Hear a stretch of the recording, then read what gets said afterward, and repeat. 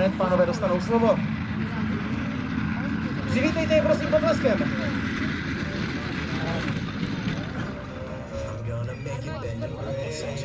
Centrum Dukla je rezortním sportovním centrem Ministerstva obrany. Jehož úkolem je přípravě vybraných sportovců ke státní a rezortní sportovní reprezentaci. V současné době armádní sportovní centrum Dukla zabezpečuje přípravu nejlepších českých atletů, bobistů, cyklistů, kanoistů, lyžařů, moderních pětivojařů, parašutistů, sportovních střelců, fantažů a mnohých dalších.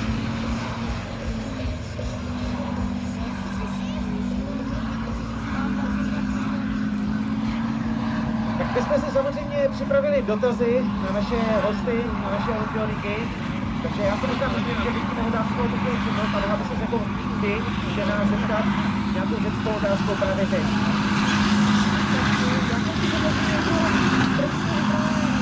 Jakub Kuhaného a mě by hrozně zajímalo, dokážete si představit první barvu a první barvu na kterou se obecně.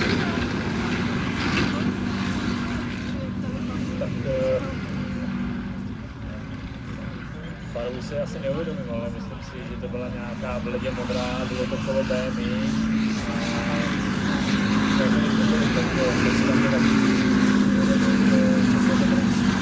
Ale to kolo, tak to pamatuju, to byla nějaká fialová barva, nějaká barvě, to bylo asi strašně úzkový, ale bohužel tou dobu nebylo toho moc na výběr, takže jsem ho bral, ale už za půl roku jsem se nechal postřídat. Tak to je zajímavé, fialové kolo, to každopádně má málo kdo. Možná taky otázka teďko právě na kanoisty, protože takovou kanoi občas může dojít taky sportové nemoci, alespoň teda podle mě. Jak to je ve skutečnosti? No my spolu hodnotíčko vytečíme samozřejmě, ale nějak to kousneme a vzhledem k tomu, že ta spolupráce nám jde, tak zatím nehledáme nic jiného. Ale určitě pocity máte skvělé. Jak se vám to letos takhle jelo, když jste byli? No, mysleli jsme trošičku výš, ale podali jsme maximální výkon a soupeři byli prostě lepší, takže nám nezbylo nic jiného, než jim pogratulovat. I tak každopádně gratulace i vám. Děkujeme.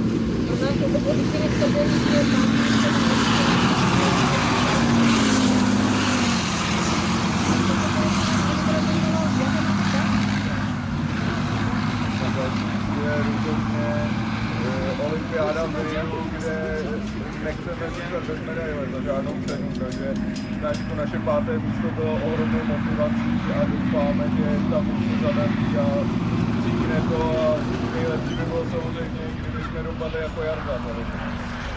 Já právě mám dotaz na Jardu, čeho bych chtěl dosáhnout ještě on, protože olympijský vítěz, mistr světa, mistr Evropy, to už je snad absolutní maximum.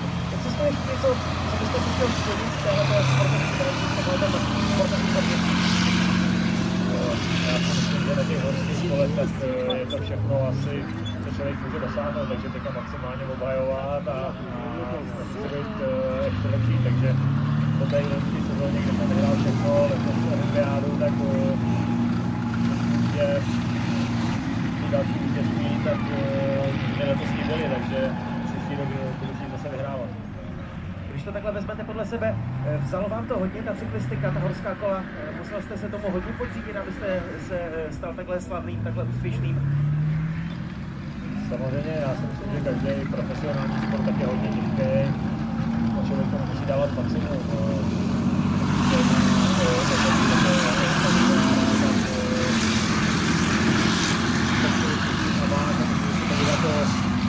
To poslední co sebe má a úplný maximum, ale samozřejmě nejde to každou sezónu a vždycky to je ten rok před tou olympiádou, ale samozřejmě ta příprava je dlouhodobá, vždycky ale před tou olympiádou ten rok takový úplně netěžký. Mě by zajímalo, máte vodní sportu, to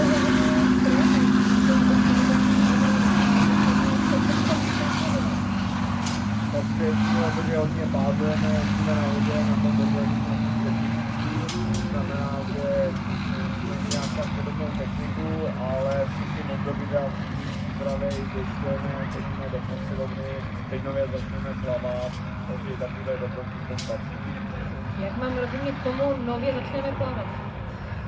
Je to vlastně další druh